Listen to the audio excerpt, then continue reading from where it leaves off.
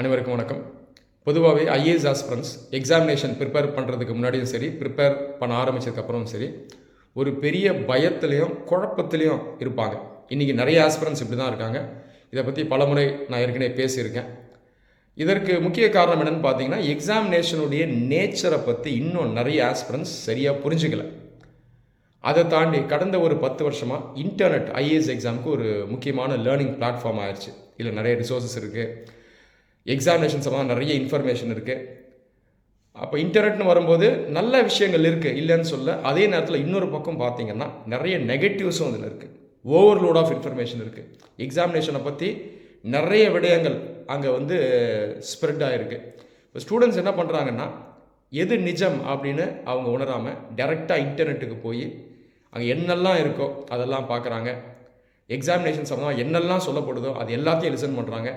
எது உண்மை எது பொய் அப்படின்றத டிஃப்ரென்ஷியேட் பண்ணாமல் அவங்க என்ன ஆயிடுறாங்கன்னு பார்த்தீங்கன்னா, எக்ஸாமினேஷன் சம்பந்தமாக ஒரு தவறான புரிதலை அவங்க உருவாக்கி வைக்கிறாங்க. இதுதான் முக்கியமான ஒரு பிரச்சனையாக இன்றைக்கி இருக்குது. ஒரு காலத்தில் நாங்கள்லாம் எக்ஸாமுக்கு ப்ரிப்பேர் பண்ணும்போது இன்டர்நெட் மெயின் லேர்னிங் பிளாட்ஃபார்ம் கிடையாது. இது ஒரு வீக்னஸ் தான் எங்களுக்கு. அப்போது அந்த அட்வான்டேஜ் இல்லை. அதே நேரத்தில் இன்னொரு பக்கம் பார்த்தீங்கன்னா, இது ஒரு பிளெஸ்ஸிங் இன் டிஸ்கைஸ் அப்படின்னே சொல்லலாம். காரணம் என்னென்னா, அந்த நெகட்டிவ் சைடு இருக்காது. தேவையில்லாத விஷயங்களெல்லாம் அங்கே போய் நாங்கள் பார்க்க மாட்டோம். எக்ஸாமினேஷன் நோட்டிஃபிகேஷனை எம்ப்ளாய்மெண்ட் நியூஸ் பேப்பரில் இருந்தால் நாங்கள் எடுப்போம். 7 rupees விலை. வீட்டிலேருந்து கிளம்பி கவர்மெண்ட் போஸ்ட் ஆஃபீஸ்க்கு மவுண்ட் ரோடு வரைக்கும் போய் எம்ப்ளாய்மெண்ட் நியூஸ் வாங்கி நோட்டிஃபிகேஷன் நாங்கள் ஃபுல்லாக படித்து, அதுக்கப்புறம் அப்ளிகேஷன் அங்கே வாங்கி பேனால் தான் ஃபில் பண்ணணும். எழுதி ஃபில் பண்ணி அதை போஸ்ட்டில் டெல்லிக்கு நாங்கள் அனுப்புவோம். ஸோ இதுதான் ப்ரொசீஜர். இப்படி தான் நாங்கள் பண்ணோம். அப்போ எங்களுக்கு ஒரு தெளிவு இருக்கும். அது இல்லாமல் தேவையில்லாத எக்ஸ்போஷரும் இருக்காது. நாங்கள் பேசக்கூடிய நபர்கள் நீங்கள் பார்த்தீங்கன்னா அளவாக இருப்பாங்க.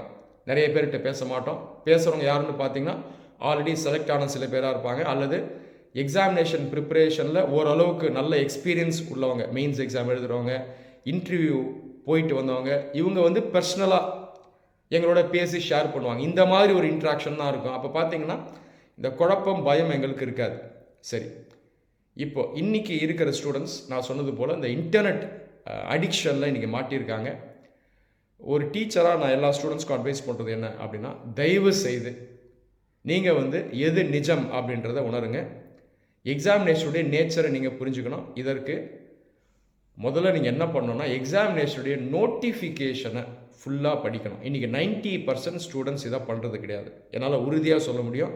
நான் ஆயிரக்கணக்கான ஸ்டூடெண்ட்ஸோடு நான் இன்ட்ராக்ட் பண்ணியிருக்கேன், தொடர்ந்து இன்ட்ராக்ட் பண்ணுறேன்.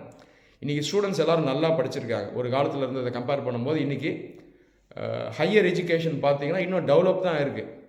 ஆனாலும் அந்த விழிப்புணர்வு அப்படின்னு வரும்போது இன்னும் மோசமாக தான் இருக்குது. 90% ஆஸ்பிரன்ஸ் நோட்டிஃபிகேஷனே படிக்கிறது இல்லை. யூபிஎஸ்சி தான் ஐஏஎஸ் எக்ஸாமை கண்டக்ட் பண்ணுது. அது ஒரு கான்ஸ்டியூஷனல் பாடி. வருடம் அவங்க நோட்டிஃபிகேஷன் இஷ்யூ பண்ணுவாங்க. அந்த நோட்டிஃபிகேஷனில் அந்த எக்ஸாமினேஷனுடைய நேச்சர் என்ன அப்படின்றது தெளிவாக சொல்லப்பட்டிருக்கு. அதை தாண்டி ரூல்ஸும் அதிலேயே கொடுக்கப்பட்டிருக்கு. இந்த எக்ஸாமினேஷனை யார் எழுதலாம், எக்ஸாமினேஷனில் நாங்கள் என்ன எக்ஸ்பெக்ட் பண்ணுவோம், எல்லாம் தெளிவாக சொல்லப்பட்டிருக்கு. உதாரணத்துக்கு நோட்டிஃபிகேஷனில் அவங்க தெளிவாக சொல்கிறாங்க, எங்களுக்கு எக்ஸ்பர்ட்லாம் தேவையில்லை, அகாடமிக் பேக்ரவுண்டும் நாங்கள் கணக்கில் எடுக்க மாட்டோம், எங்களுக்கு தேவை ஒரு எஜுகேட்டட் பர்சன், ஒரு டிகிரி ஹோல்டர், அறிவுபூர்வமாக சிந்திக்கிறவர், அவர் போதும் அப்படின்னு யூபிஎஸ்சி தெளிவாக சொல்லுது. மெயின்ஸ் எக்ஸாம்னு வரும்போது மனப்பாடத்தோடு வராதிங்க, நாங்கள் அதுக்கு வேல்யூ பண்ண மாட்டோம், புரிஞ்சுக்கிட்டு வாங்க, இன்டெப்த் அண்டர்ஸ்டாண்டிங் தான் முக்கியம் அப்படின்னு சொல்லுது. அதை தாண்டி நீங்கள் எழுதக்கூடிய ஆன்சர் பிரமாதமான ஆன்சராலாம் இருக்க வேணாம், ரெலவெண்ட் கண்டென்ட்டை கொடுத்தா போதும். கொஷின் கேட்குறோன்னா அதுக்கு சம்மந்தமான பாயிண்ட்ஸை மட்டும் எழுதுங்க அப்படின்றது யூபிஎஸ்சியே சொல்லுது.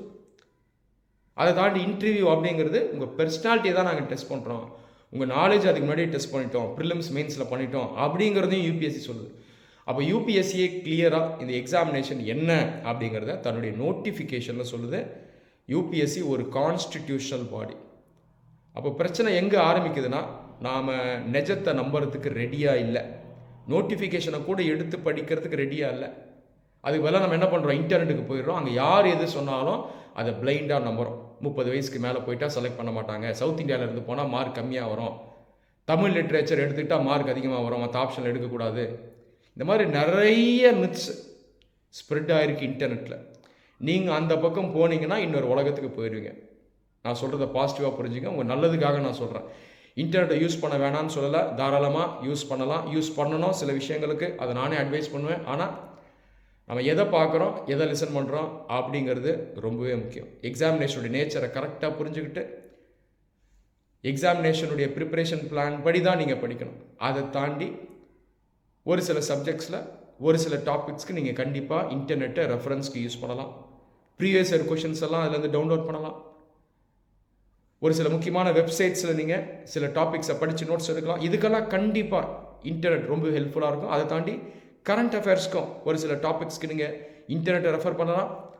இன்டர்நெட்னுடைய அந்த யூசேஜ் கரெக்டாக இருக்கணும்.